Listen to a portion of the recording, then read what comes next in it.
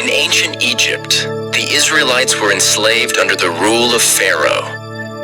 Among them was Moses, born to Hebrew parents, yet he was raised in the Pharaoh's palace.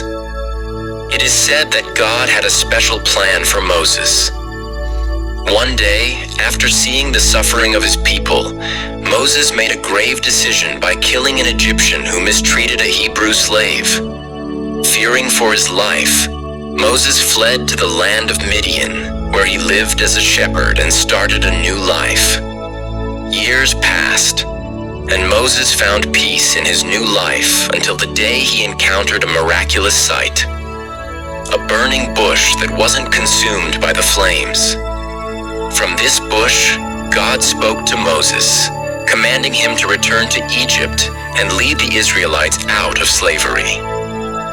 With courage and doubt in equal measure, Moses accepted the mission. Back in Egypt, Moses, accompanied by his brother Aaron, approached Pharaoh with a simple yet bold demand: "Let my people go." But Pharaoh's heart was hard, and he refused. This initiated a series of divine plagues upon Egypt: water turning into blood, frogs, lice, flies, diseased livestock, boils, hail, locusts, darkness, and ultimately, the death of the firstborns in the land. Pharaoh finally relented after the final plague, allowing Moses to lead the Israelites out of Egypt. The journey was perilous, navigating treacherous wilderness and being pursued by Pharaoh's army. When the Israelites reached the Red Sea, they seemed trapped. But in a moment of faith and divine intervention, Moses raised his staff, and the sea parted, allowing his people to cross safely.